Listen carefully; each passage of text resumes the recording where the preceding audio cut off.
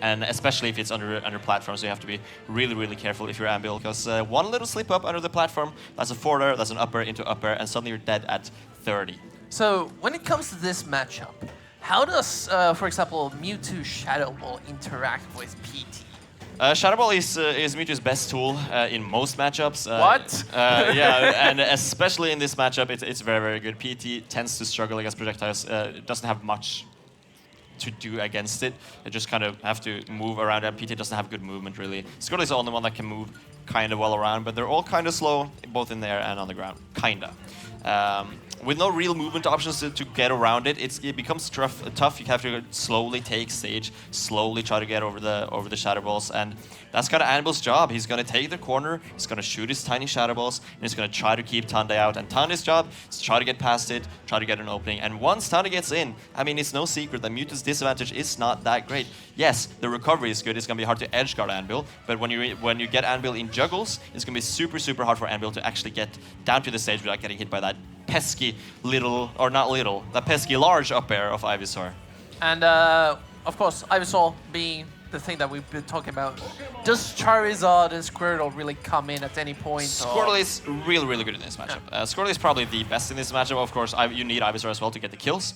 But Squirtle is really good. Charizard is absolutely abysmal, as he is most of the time.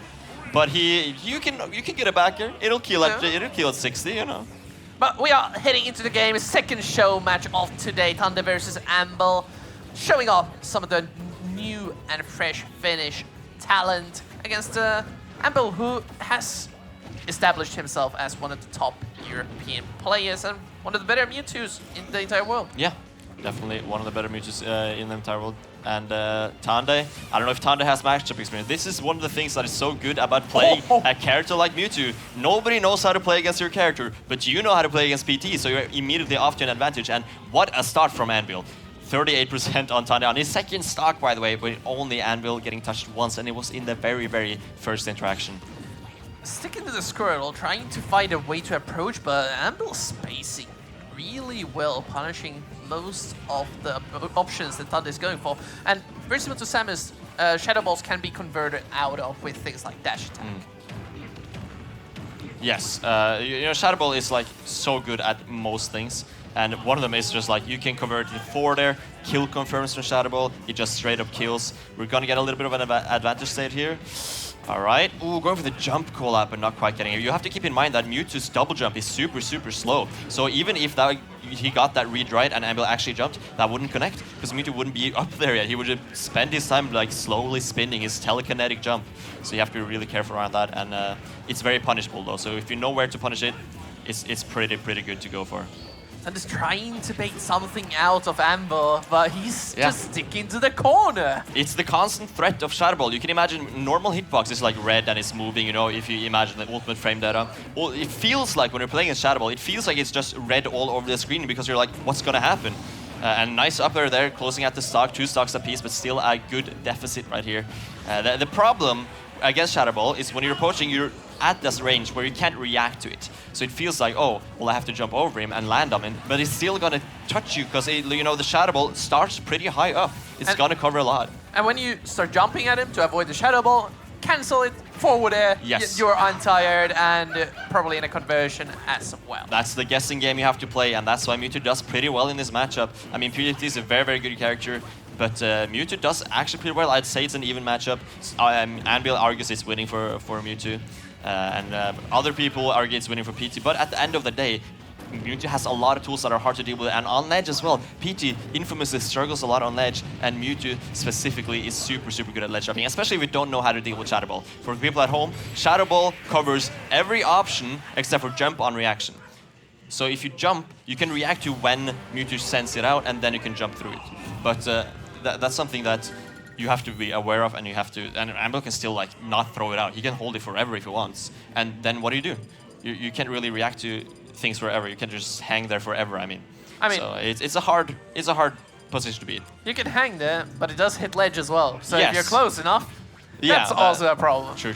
But you can react and jump. And I think after you lose your ledge invulnerability, I actually believe you have less invulnerability on your jump as well, which means you will still get hit even if you react properly.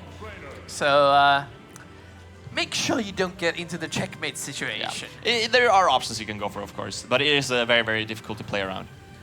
And expecting a stage change going into game number 2, it felt like Anbil was getting a lot out of the larger stage, able to run away from PT constantly. Yeah, I think having stage behind is pretty good though, and Anbil positioned himself at ledge. He does not mind being at ledge at all.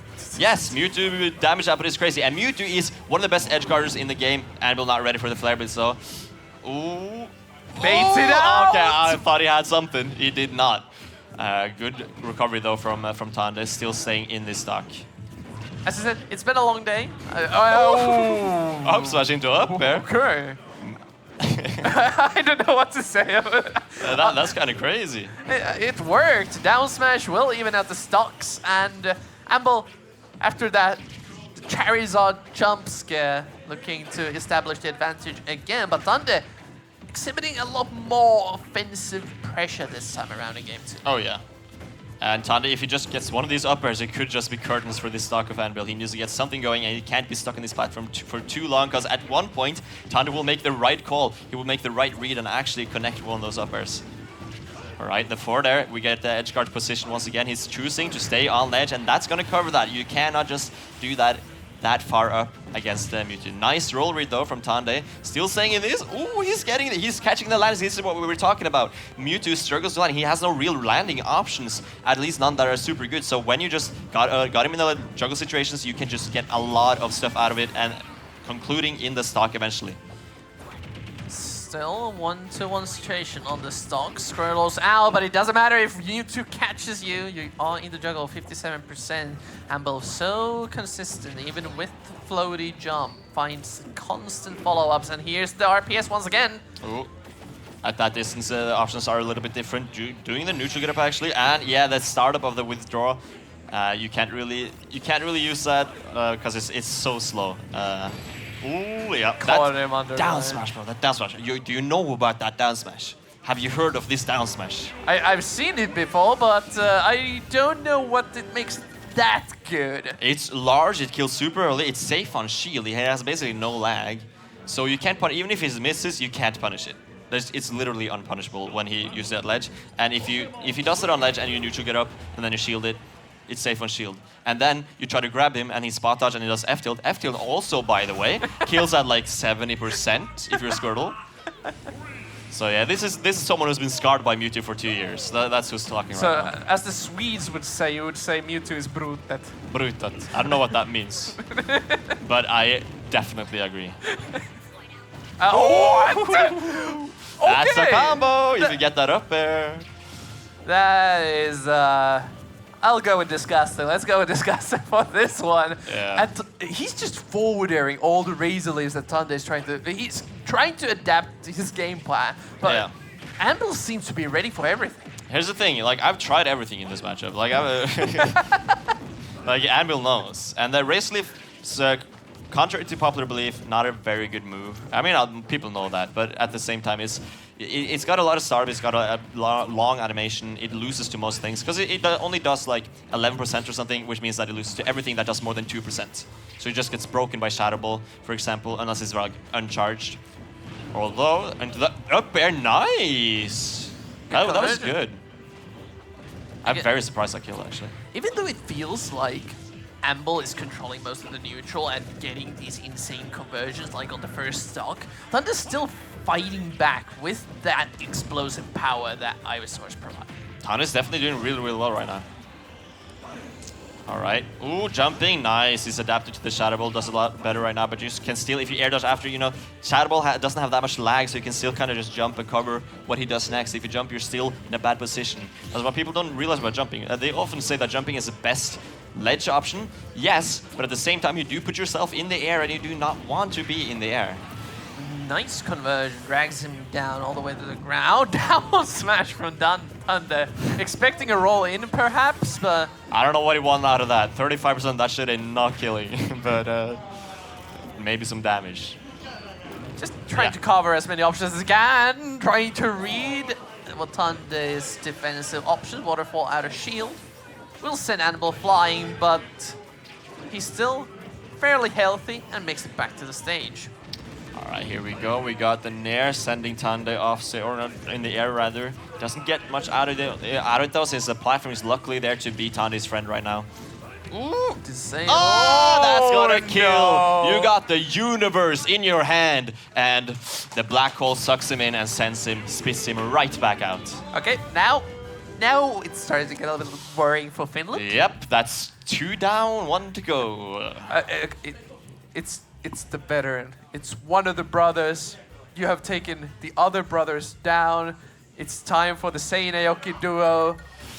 You got Zartsu is coming in, and when Hummingbee and I was on the cast way earlier on during the day. It's been a long one. It has for been a all long of us. day. We asked Whoopi how much is he looking forward to this show match, and he was about a 5. And then we asked, what about the matchup?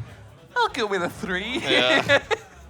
Banjo is one of those characters that nobody really knows how to deal with, No. and it can be super annoying. Nobody likes to play against Banjo, and if they do, they're kind of just trying to be different, you know? They're just like, I'm not gonna be like the other people. I'm gonna say I love playing against Banjo. Banjo is cool to watch. I love watching Banjo. Like, Sarutsu is sick.